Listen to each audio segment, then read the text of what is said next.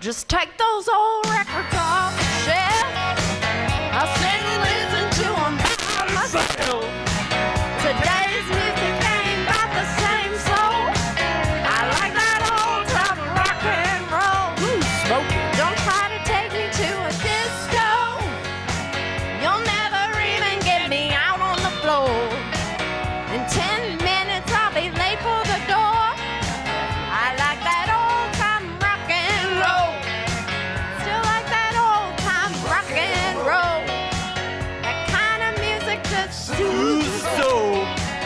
I reminisce about the days of old with that old time rock and roll.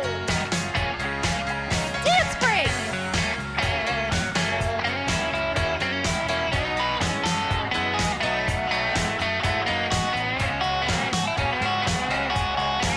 You better put that away. We're gonna hear them play a tango. I'd rather hear some blues, a funky old soul. There's only one sure way to get me to go. Start playing old time rock and roll. Call me a relic, call me what you will. Say I'm old fashioned, say I'm over the hill. Today's music ain't got the same soul. I like that old time rock and roll. Still like that old time rock and roll. That kind of music just soothes the soul. I reminisce about the days of old with that old time rock and roll. Saxophone solo. Another dance break. Woo! Check out the shoes. She's giving Benioff shoes a run for their money. Still like that old time rock and roll. That kind of music just soothes the soul. I reminisce about the days of old with that old time rock and roll. Still like that old time rock and roll. That kind of music just soothes the soul. I reminisce about the days of old with that old time rock and roll. Still like that old time rock and roll. That kind of music just soothes the soul. I reminisce about the days of old with that old time rock and roll. Still like that old time rock and roll.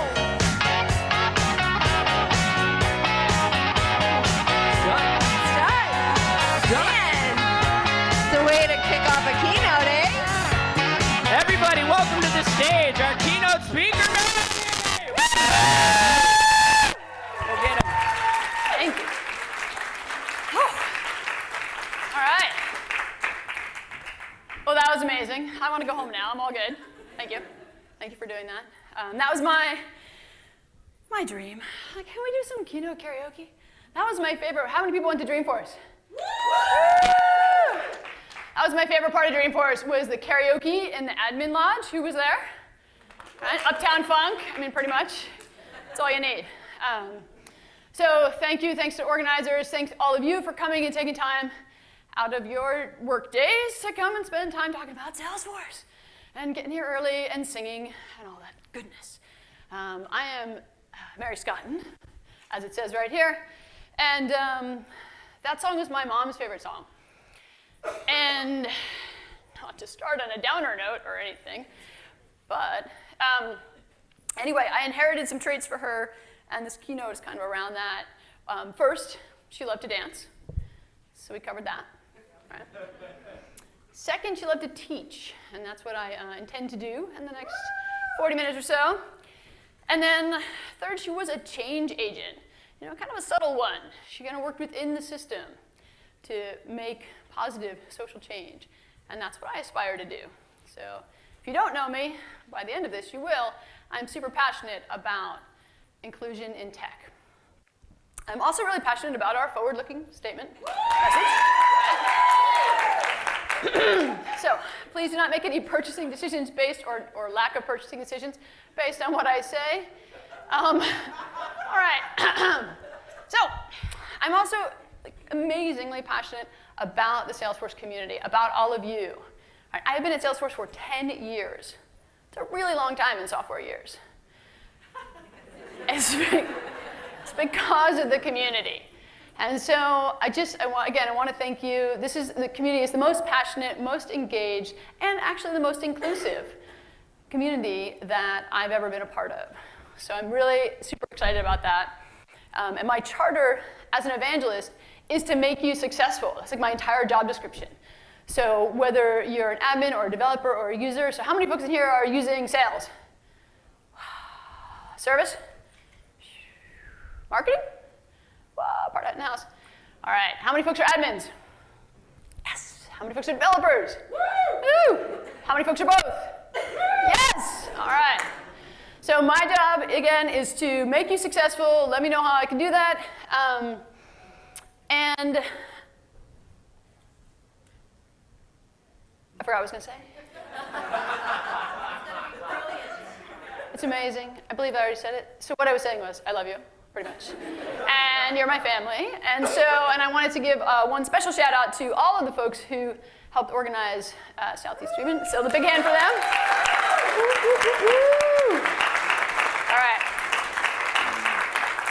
All right, let's get back to it. Now you're awake.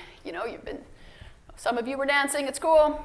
Now let's talk about the value of personal connections in an online world and what it is that I mean about that. And so I may forget what I'm going to say, but I want you to take notes. Because at the end, I'm going to put it back on you. Right? I'm going to ask you to be change agents and you to work along with me to make our community even more awesome. All right, and you'll see how. So the first step is actually the hardest. But you're a pretty good group. I think you can do it. So I'm going to ask you to do one more thing. I need everybody to put your phones down. Can you do it? You're like, come on, hands up, no phones, no phones. Okay. Wait, yeah, you can keep that up, that's good. All right, I'm putting my phone down, right there. So I do that because I want to share a number with you that I find to be scary. 4.7 is the number of hours on average that we spend every day looking at our phones.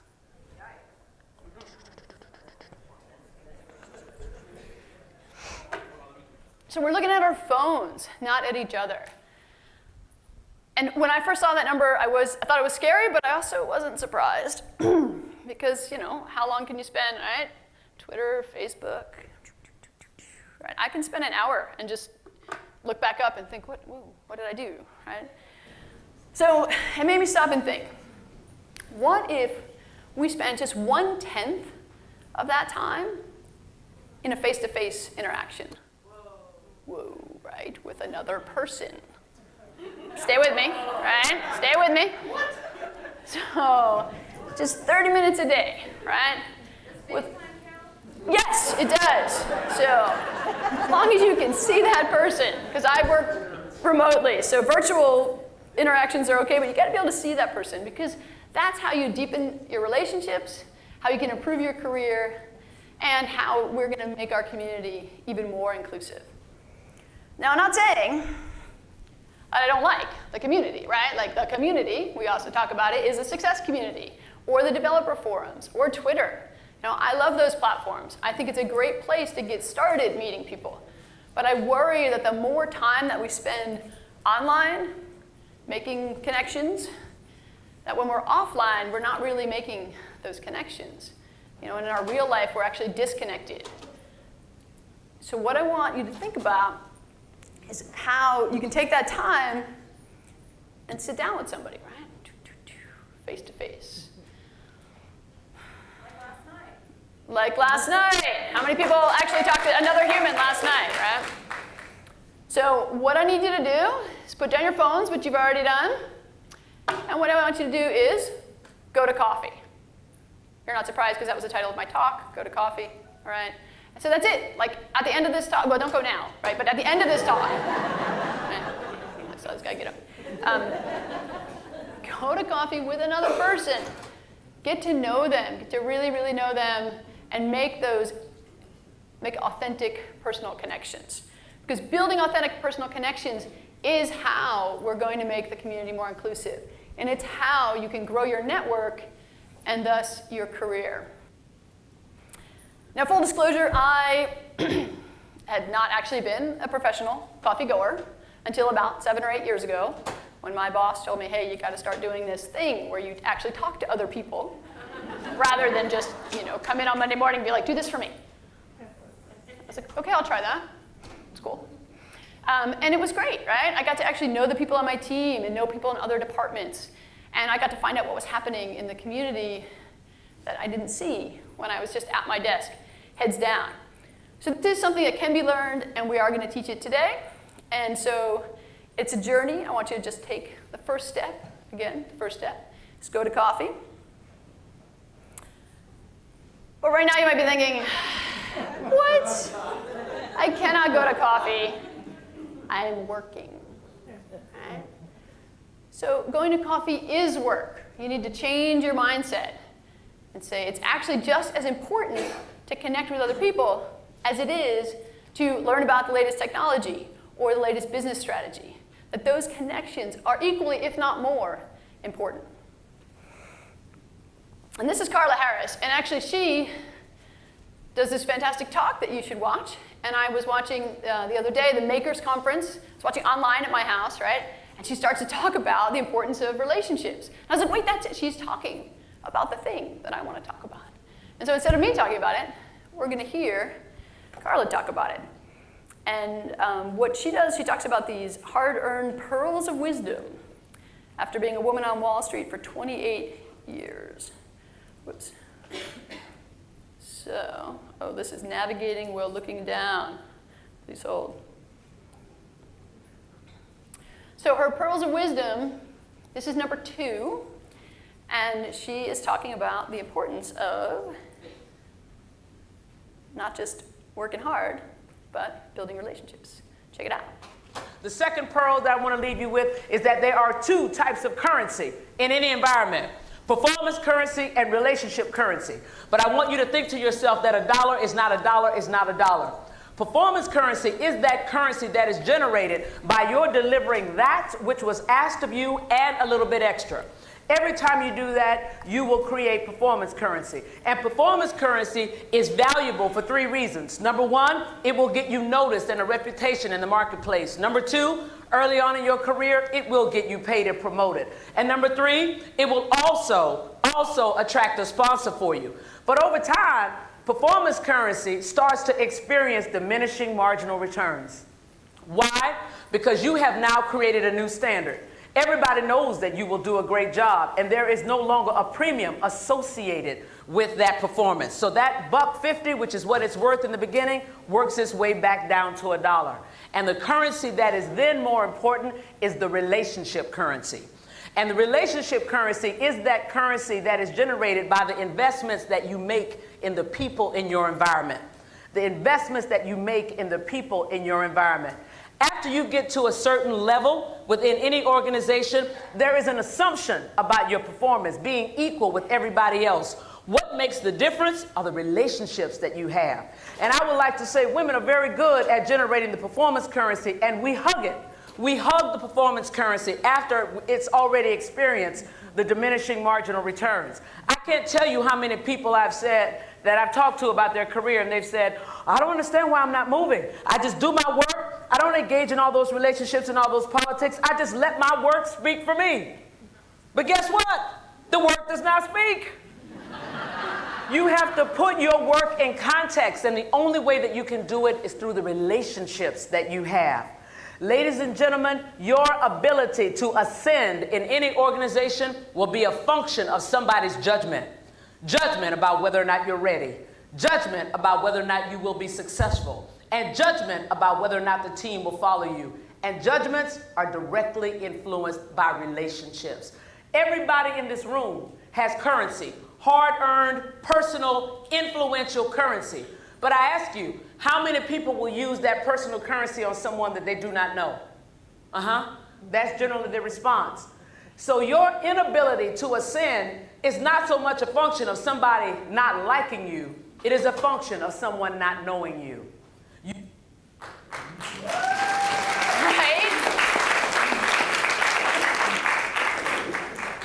So I aspire to be her, basically, and next time we'll just have her keynote, and we got that covered. All right. And I recommend watching the whole talk, and actually the other talks at the Makers Conference, super powerful, they're all online. So we must invest in the relationship. I feel like I've gotten that point across, but I want to have bring somebody up as an example of that. So going to coffee is one way to invest in relationships, getting involved in the community, going to coffee, and it's a low-cost investment that can have big returns. So right now what I'd like to do is introduce someone who has successfully invested in having a microphone.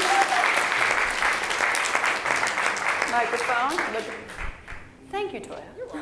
I now can introduce you. All right, Toya Gatewood.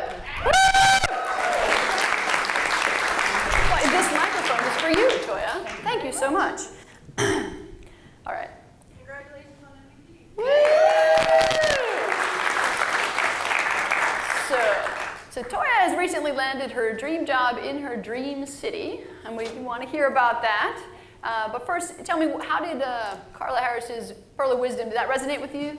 Absolutely. So I was in the first group of people, generally, about 10 years ago, when I was first introduced to Salesforce. Head down, doing my job. When somebody said, do you want to run Salesforce? I figured, sure, it'll be another part of my job. But when I got immersed in it and really realized how powerful it was, that's when I realized that I could turn my job into a career. All right. So before you had a job, and now you have a career. Yeah. So it sounds like you were working hard. Somebody noticed that, and gave you the opportunity to get involved in Salesforce. Yeah, absolutely. All right. And so then, did you start getting involved in the community right away? Like, how did that happen? Not right away. I dipped my baby toe in. I'm an introvert by nature, like totally and completely. So going up and talking to strangers is not my jam. So I started off going to user groups, didn't really talk to anybody, but started learning a lot, sort of meeting people, sort of connecting, and then I'm like, hey, there's a success community they keep talking about in the user group, let me do that. I'm comfortable online, I don't have to really talk to anybody face to face, I'll do that. And then eventually, that led to Twitter, and the next thing I knew, I was meeting all these great people at events and talking to people even more, just getting out of my comfort zone and starting to feel like, okay, I'm not gonna die if I talk to somebody. Maybe not, all right. All right, so it started online. And like I said, online community is a great place to start and to kind of get involved, but what was that transition where you kind of moved from the online community into real life? So Mike Gerhold, who we all know and love. Mike Gerhold! Yeah. Right.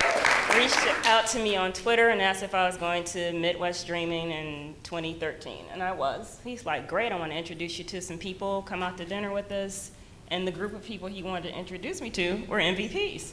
So, yes, absolutely. And so from there, just started even more relationship building.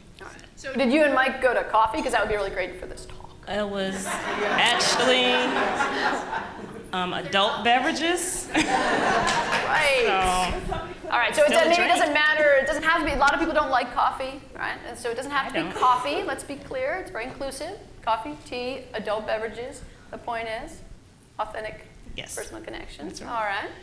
So tell us about your new job. So I am the solo admin for Consumer Technology Association. Yes, Woo, right. solo admin's in the house. Yes. And they are the company that puts on CES. How many people have been to CES before? Yeah? Come next year, you'll see me there. So I am in sales ops, about 50 licenses and expanding. I've just been asked to include a new department, so that's great. So that's what I'm doing there. All things Salesforce, that's me. That's great. So how did you land that gig? Is that part of, like, you had again, did you have coffee with somebody? Well, actually, I was in Cincinnati, and this job was in DC. But it was posted where? In the success community. So 2 years ago, I would have never had the nerve to reach out and say, hey, you don't know me, but give me a job. But I did. So, and I talked to the recruiter, and she's like, hey, send me your resume, And when you apply online, I'll bump you up to the front of the queue. And that's exactly what happened. And 30 days later, I had a new job. So now you're in DC. Now I'm in DC. So you said you started by going to user groups. What user groups are you involved in? Let me see if I can get this right. So recently, since I relocated, I was the co-leader of the Cincinnati Women in Tech group. Now I'm in DC looking to get involved in their Women in Tech group and their user group. I'm in Rad Women, which teaches women how to code. Right now, I'm in Women Who Salesforce, which is a mentoring group. And lastly, co-leader of Women in Tech Diversity, which meets once a month, first Tuesday of the month, every month. Once a month, first Tuesday of the month, every month. 8:30 Eastern. Join us. 8:30 Eastern. All right. Excellent. And so all of this getting involved in the community, it did bring you another opportunity, as I understand it. It did. I'm in the new class of MVPs. Tell us how that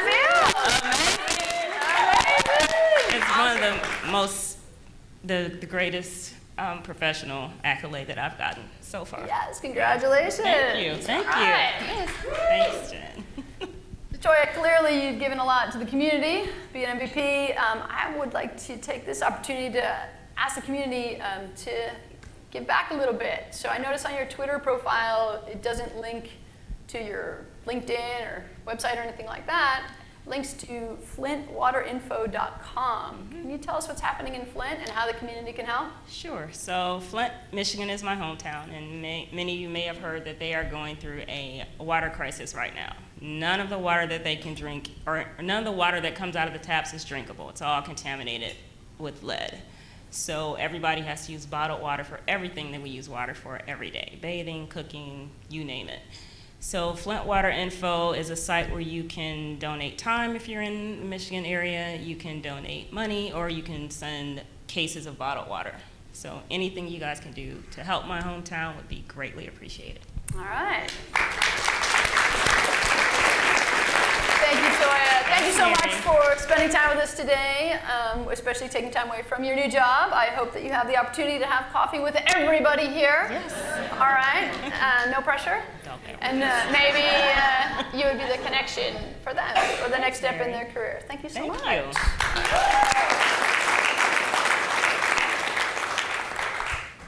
All right.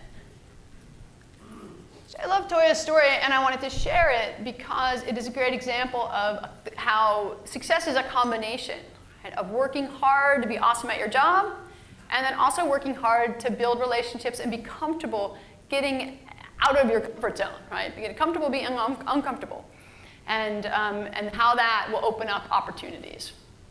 And if I had a clicker, it'd be all good. So as I said, I was, not always a coffee goer, and I found that even though I had been going to coffee for, 4 years, there was something about my circle, right? And I realized that in order to, really get to know people, you need to diversify your feed. Right? This is something that was taught to me by Master Salesforce instructor that you may know or may have taken a class from, Leah McGowan Hare. So when I started this role and I was on Twitter, and she was like, Mary, take a look at your feed. Who are you following? And are you following a diverse set of folks, or are you just following folks who look like you? So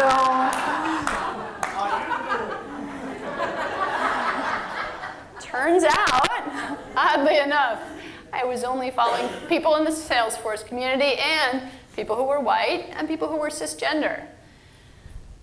So first I was like, that's awkward. But then I was like, you know what? That's just how we behave, right? We clump together with people that we feel like we already have something in common with.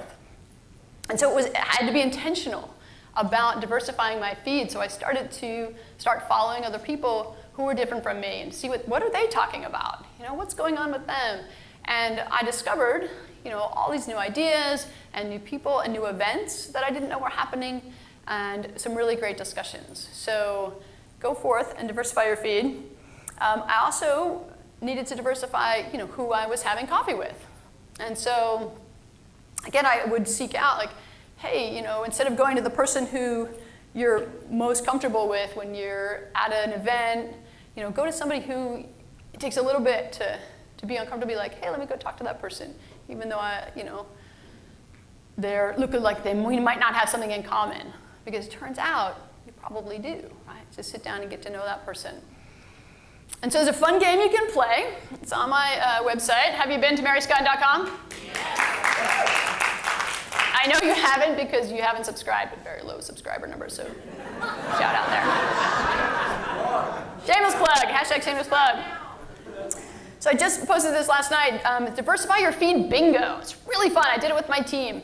And so if you go through the bingo card and you try to achieve bingo, and you'll see who are you following, who's in your circle. And then what you'll see if you fill it all in is, where are the gaps? And so this is where there's work to do. For example, I don't know anyone I'm not following anyone who's a Native American man. Boom, I don't know, right? What's going on there? I don't know anything about that community, what their issues are, what's going on. So that's a gap for me. So you want to look for those gaps and fill them in. You can also read on my website my kind of process, right? So I've been writing for a year now, and I didn't start off being like, diversity and inclusion is amazing. Right? I started off being like, I love our developer community. What's going on? Why are people underrepresented? What's going on in this area? And so you can kind of see my path as I sort of go along the way. And I encourage you to go on your own journey and start to learn more about different subgroups within our tech community.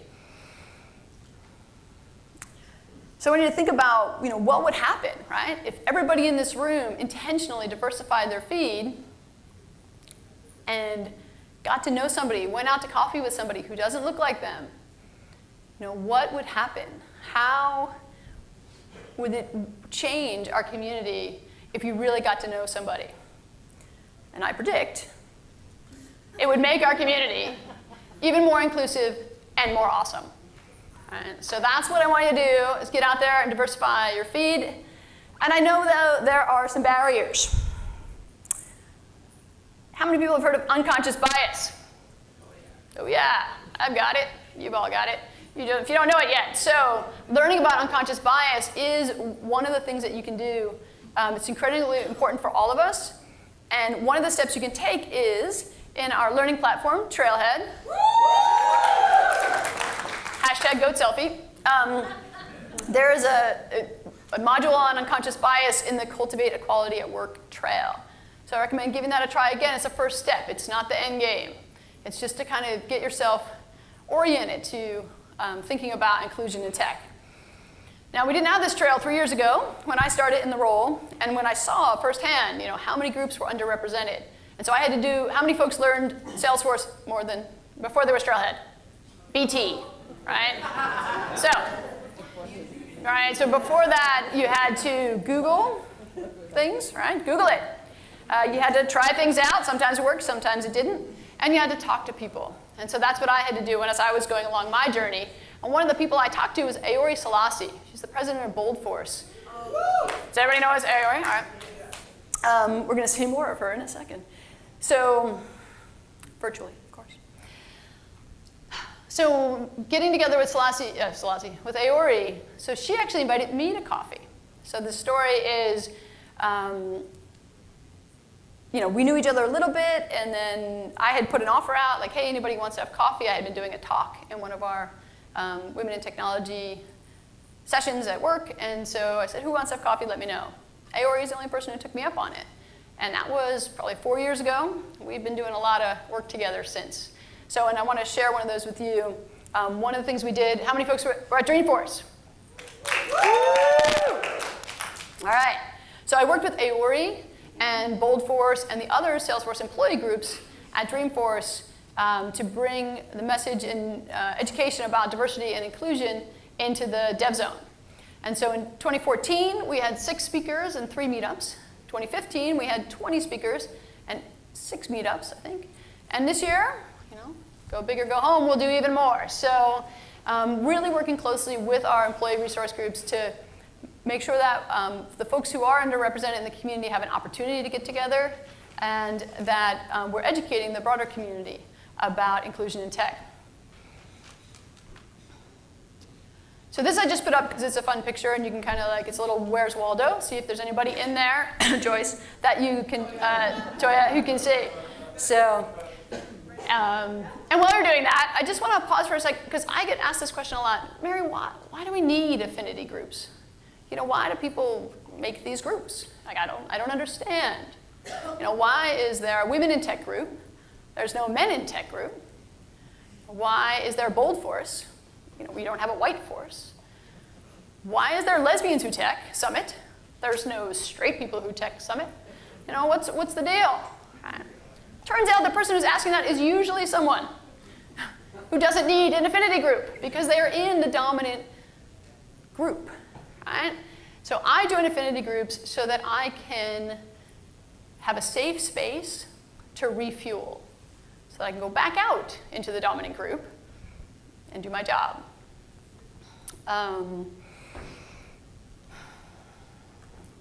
So that's why I'm talking about that. Oh, it's also where I go to meet other change agents. For example, the diversity in tech, the Women in Tech Diversity Group, right? I meet other change agents. We talk about, you know, what are the things that we can do to make the community more inclusive. Like, that's where you go to find like-minded folks and, you know, folks that you can work with together. That way, we can have less refueling to do. And one of the things that is most common at women's conferences are women will get up and say, I can't wait for the day that we don't need women's conferences, right? So it's like your goal is to kind of end the thing you're doing. And that means that someday there won't be a dominant culture, right? Things will be 50-50. Well, maybe not 50-50. Maybe 47-53, right? And I'm cool with that because what I'm looking for isn't 50-50. It's proportionate representation. So when we say people are underrepresented, it means that based on the overall workforce and how they're represented there, they're underrepresented in tech. So if women are 47% of the overall workforce, why are they only 18% of the tech workforce? Right? That's what I look at. But I have to say, 18% start to look pretty good, you know, when you look at the numbers for blacks and Hispanics in the tech workforce. And again, it's disproportionate. So 12% of the overall workforce is black. 1% of the tech workforce is black. 16% of the overall workforce is Hispanic. 2% of the tech workforce is Hispanic. All right? That's a big difference. You know, let's see how we can get to proportionate representation.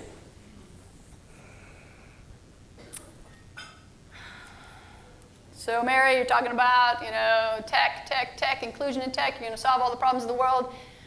I am well aware that there are other problems in the world, and that solving inclusion in tech and more people being represented in the tech industry will not change police brutality. It will not bring back the people that we've lost, but it's the part that I feel that I can do, and I feel that you can do, to start to shift the way we think about diversity and inclusion in our culture. So with that, you know, we talked about family in the beginning. You know, we talked about the losses in our family. And family's really important to me. Family's really important at Salesforce. And we have a value we call Ohana, which means family in Hawaiian. So I want to share with you a video. I need to put your phones down again. This is an internal video. So don't take pictures and share it with your friends that you've met in person. All right.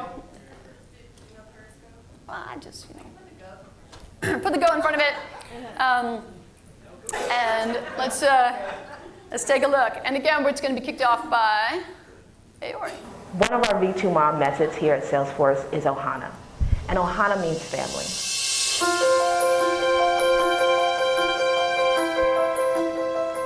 One of my proudest moments over the last year working with Bold Force is the impact that we were able to have at Dreamforce by bringing more diversity to the Dev Zone and being able to work with all of our other ERGs such as Latino Force. I'm looking forward to doing even more activities with Bold Force. When I first started at Salesforce, I was looking for an organization that would offer me the professional development and opportunity to give back to the greater community. It was a no-brainer because right now what we're seeing is a STEM gap in the United States, and Bold Force helps address that by going into local schools and teaching these young students how to develop the core coding skills you have to develop at that age in order to have an active interest. I think of Bold Force as being, a way for us to connect with the community and build bridges between, those who may not have the awareness about what Salesforce does as a company. I love Bold Force because it provides an opportunity for people of color, particularly in the Black community, to connect inside of Salesforce. First event I attended was Black Male Achievement Startup Week in Oakland, and I was sitting in the audience and looking at these kids and their, the apps they're building to work in their community and solve problems, real problems. I really had an aha moment at that point where I had been really focused on women in tech. Women are only 15% of the tech workforce, and then I realized, wait a minute, women are not the only underrepresented group in tech. If you're 1% or 2%, if you're Black or Latino, that's huge, right? That's a big, big difference. And I love that Bold Force is able to create a space for people who are the only on their floor or their department, in their organization, and to feel safe and to be supported and then to be able to go back out and do the amazing work that they do. Bold Force is my ohana because it's given me the platform to collaborate, support, and network with my colleagues here within Salesforce. Bold Force is my ohana because it embraces my individuality, helps my growth, and it helps me go full circle in this company. Bold Force is my ohana, did I say it right? Ohana, my family, because it's sort of my oasis in this company. It's the place that I go to be embraced and to keep me grounded. Also to remind me of my responsibilities to the community. We did not come here alone. I did not get to where I was alone. So I really believe that all the hands that have helped me, I should be handing out and helping others. Bold Force is my ohana because I come from a family where a lot of my relatives were the first this or the first in an industry or the first at a company. And when I got here, I was the first minority in my department. Since then, I've had the opportunity to hire others like me and to network with others like me and to build bridges in a community. We all work together to do amazing things and to connect with our employees in a great way, and we extend that ohana method. We extend that to our employees, to our customers, and to our partners, and it's all part of our culture built in here at Salesforce. Salesforce, Bold Force, awesome.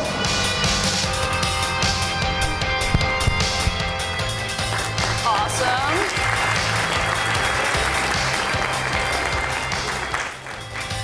So you are my ohana, and sometimes being with family is uncomfortable, right? Is everybody's family perfect, right? Like, one of the things we say in my family, Thanksgiving must be fun at your house. Yeah. All right, so this last part I want to talk about being uncomfortable, right? It's probably uncomfortable for Aori to reach out to me. She didn't know me really well. It's uncomfortable to stop and say, hey, you want to just grab a cup of coffee and hang out for a little bit. So I want to talk about some tips for how to kind of get past that uncomfortableness and get out of your comfort zone, make some magic happen. So my first tip, you probably can guess that already, is to join a group, right? So we're talking about Success Community, we're talking about all the different user groups and developer groups and women in tech groups that you can join. How many folks are members, so you can join in person, but how many folks are members of our online community group at Success Community? Why Salesforce Admins Drink? Right? Best group ever. Check it out if you haven't already. And then, shout out to Women in Tech Diversity. I feel like, a lot of great work is happening there. And turns out we have the founder of Women in Tech Diversity here, Ms. Shauna Hughes, and she's going to come and give us the rest of the tips because I only had that one tip. So Shauna's been through this. Come on up.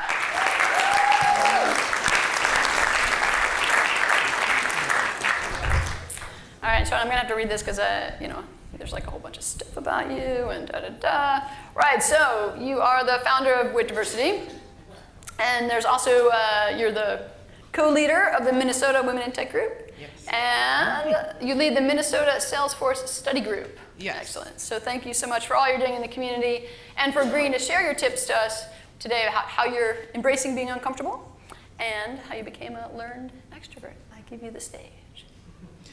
Thank you, Mary.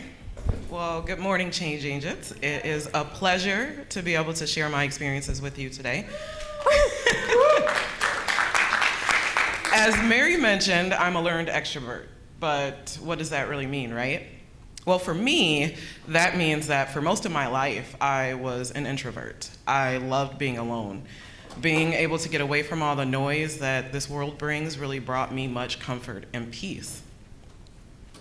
I would say, though, that my introversion came a lot from my upbringing. So we were always taught to keep to ourselves and mind our own business because of the environment that we were in. So that's what I did. I do wish that I learned earlier, though, that being an introvert or showing traits of introversion would stunt my career, my growth professionally and personally. So that really made me want to reach out more.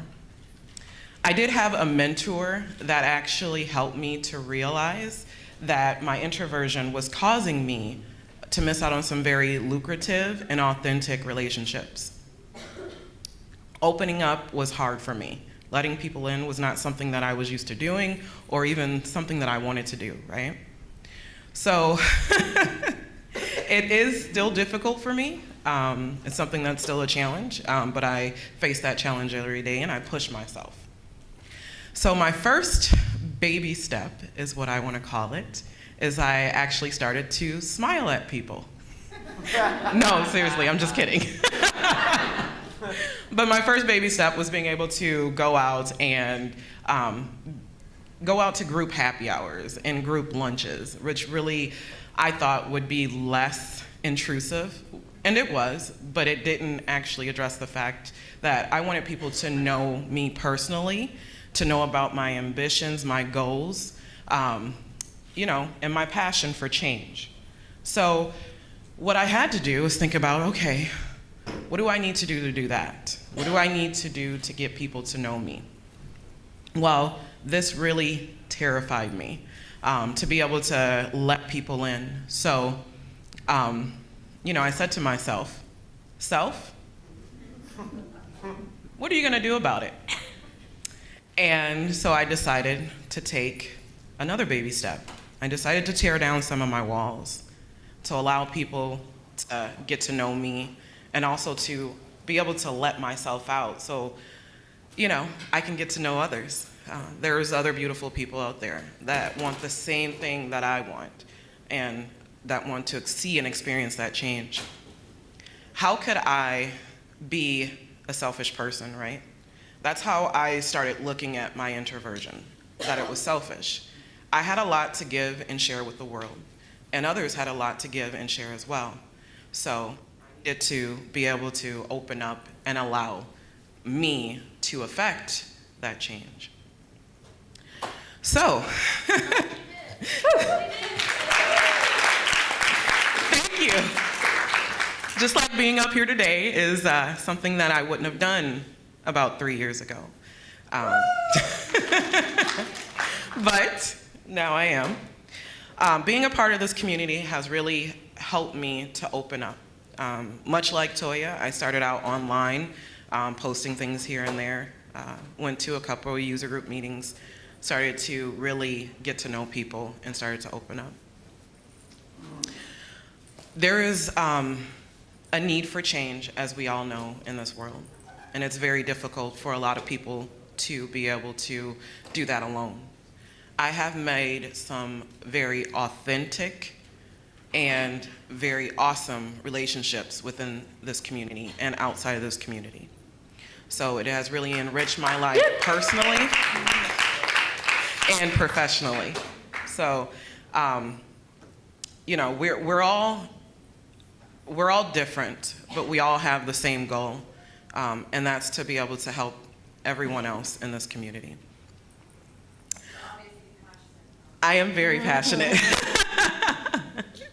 It's a desire of mine to have everyone to be able to come to a safe place, to be able to talk and get to know others. It doesn't hurt you at all. It doesn't take anything away from you to sit down and have a 5-minute conversation with someone, to ask them to coffee.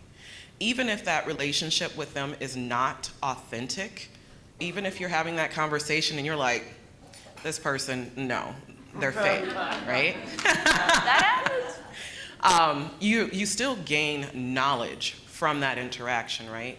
You know how to deal with people like that, or even personalities, you know, in that way. So it doesn't hurt you to go out to have coffee, to learn something, to experience the joy that I've experienced from getting to know others, to gain the knowledge that I've experienced just from asking someone to have coffee. Woo!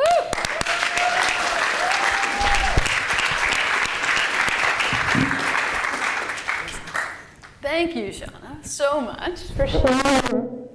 I am so glad that we had coffee and that I've gotten to know you. So it's awesome. And I want to give you the opportunity, you know, I had my moment, right, with the Keynote karaoke. There was a favorite part of yours at Dreamforce. What was that exactly? That was the confetti. So. Let's see what happens. We haven't tried this. First try, first try, first try, first try. Oh, no, twist it.